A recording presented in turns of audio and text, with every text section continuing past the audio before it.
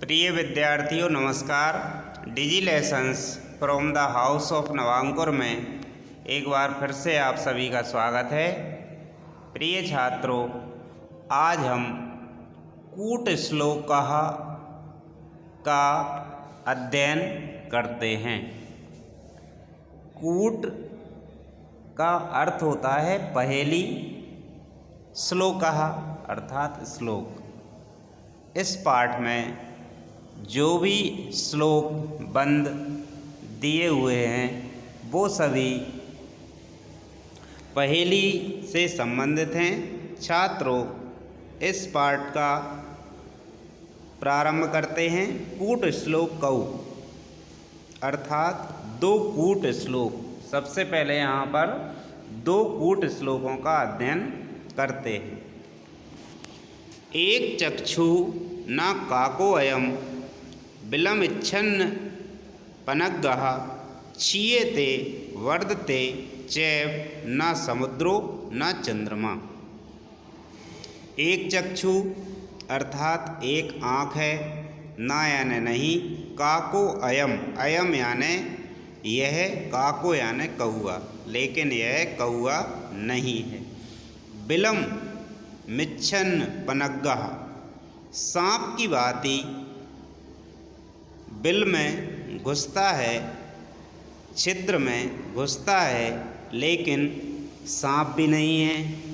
क्षीयते वर्धते, छोटा होता है। क्षीयते अर्थात छोटा होना, घटना। वर्धते बढ़ता भी है। च धन एव, छोटा होता है और बढ़ता भी है। न समुद्रो, पर्वय ना समुद्र है। समुद्र छात्रों ज्वार भाटे के कारण घटता और बढ़ता है। उसकी लहरें कभी समुद्र तट से बहुत दूर तक चली जाती हैं तो वो बड़ा दिखाई देता है, और वापस जाने पर वही लहरें वह छोटा हो जाता है। तो समुद्र दिया गया है कि वह बढ़ता भी है, घटता भी है, लेकिन वह समुद्र नहीं है, चंद्रमा भी नहीं है। तो यह क्या है? यहाँ इसका नीचे अन्वय दिया हुआ है। एकम चक्षु अस्ति, एक आँख है परंतु काकः नास्ति, लेकिन कौआ नहीं है। बिलम अन्विष्यति, बिल में जाता है, बिल में घुसता है, परंतु पनग्गा नास्ति, लेकिन सांप नहीं है। क्षया भवति अर्थात कम होता है। वृद्धिरपि भवति, बढ़ता भी है, परंतु समुद्रा नास्ति, लेकिन समुद्र नहीं है। चंद्रो अपि नास्ति, चंद्रमा भी नहीं है। तर्हि एतत् किम, तो यह क्या है? छात्रों, इसका उत्तर होगा सूची अर्थात सुई धागा। सुई में एक छिद्र होता है और उसमें जब धागा प्रारंभ किया जाता है सिलने के लिए, धागा डाला जाता है तो बहुत बड़ा धागा लिया जाता है और सिलते सिलते धागा छोटा हो जाता है, फिर से बड़ा धागा ले लिया जाता है। इसलिए कहा गया है बढ़ता भी है और घटता भी है। और कपड़े सिलने के लिए सुई जो है कपड़े में प्रवेश करती है बार बार, इसलिए कहा गया है वह सांप की भांति बिल में जाता है। तो इसका उत्तर होगा सूची अर्थात सुई। खा है कृष्णमुखी न मार्जारी, द्वि जीवा न च सर्पणी, पंचभर्तृ न पांचाली, यो जानाति सा पंडिता। मुख भागा कृष्ण वर्णा वर्तते, मुंह का भाग कैसा है? काले रंग का। मुंह का भाग काले रंग का है, किंतु काले रंग की बिल्ली नहीं है। द्वे जिह्वे भवता, दो जीव हैं, किंतु सर्पणी नास्ति, लेकिन नागिन नहीं है।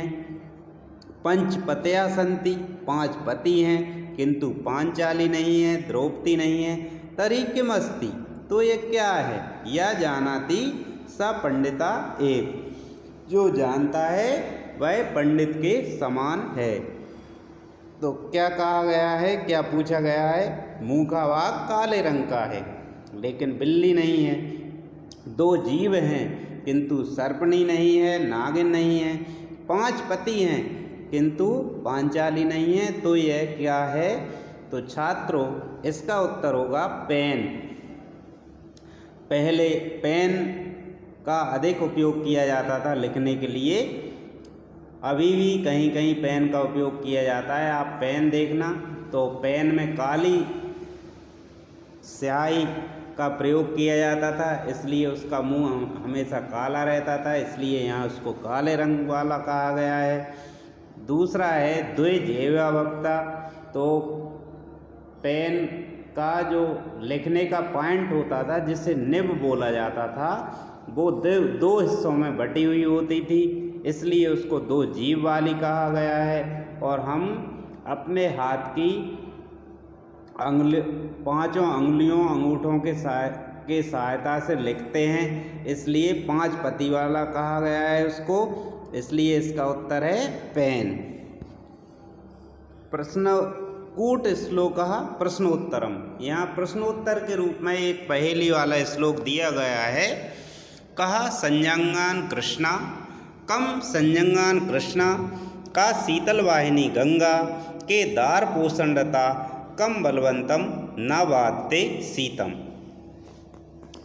यदि छात्रों प्रत्येक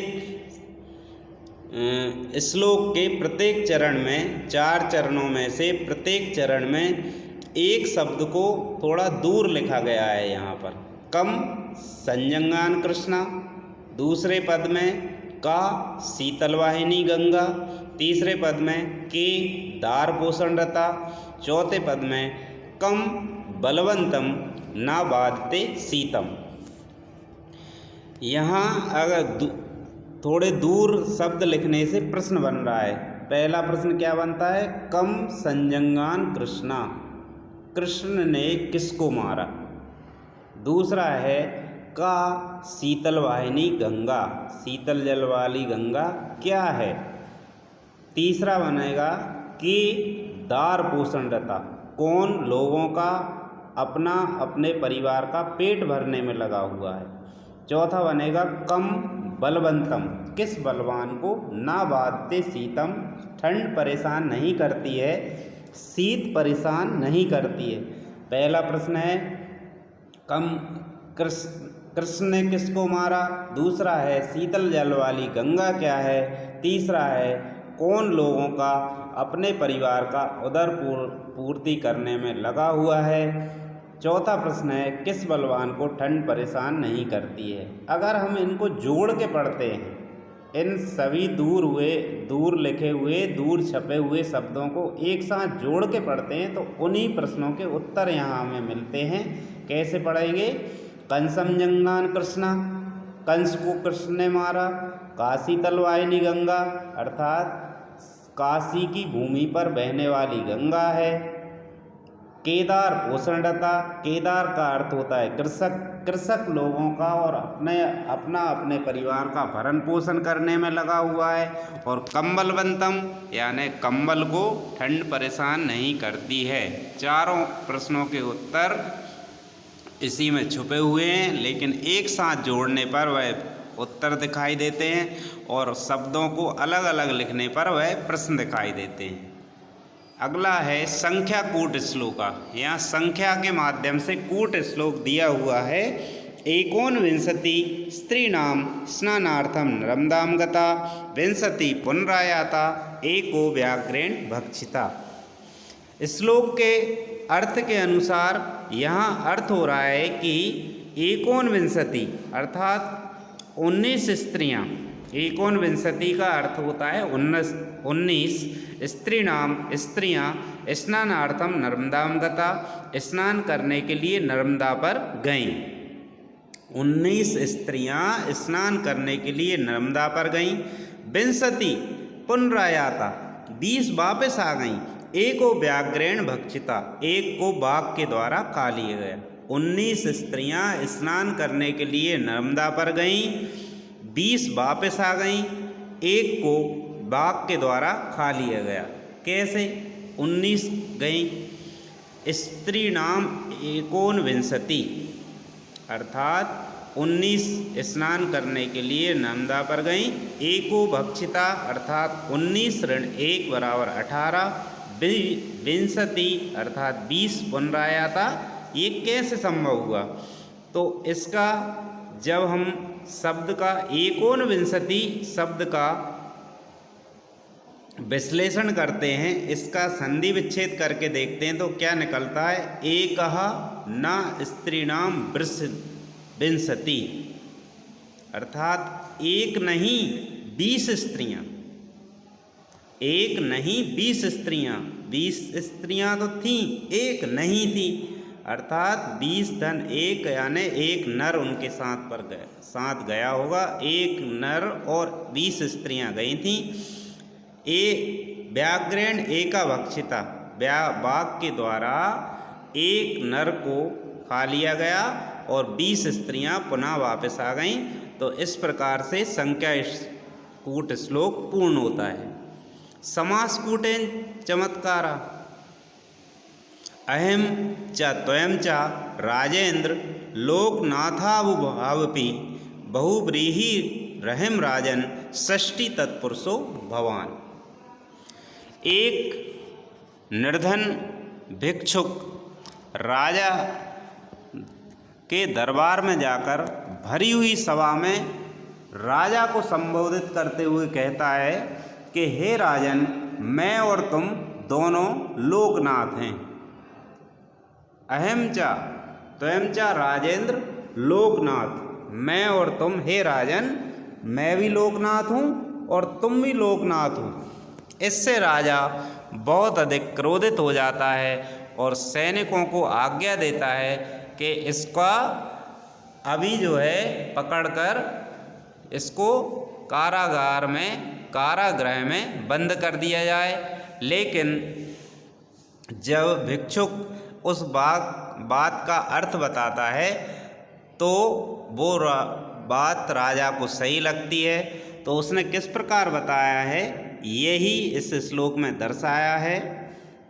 हे राजेंद्र, अहम त्वयं च उभो अपि लोकनाथो, हे राजन, मैं और तुम दोनों ही लोकनाथ हैं। अहम बहुव्रीहि, मैं बहुव्रीहि लोकनाथ हूँ।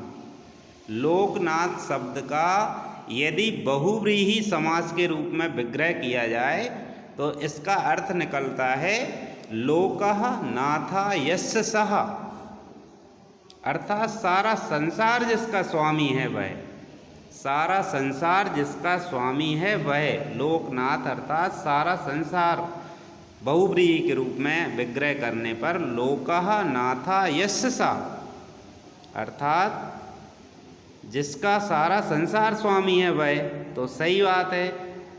भिखारी भिक्षुक संसार के किसी भी व्यक्ति से मांग सकता है, इसलिए उसका सारा संसार ही स्वामी होता है, नाथ होता है।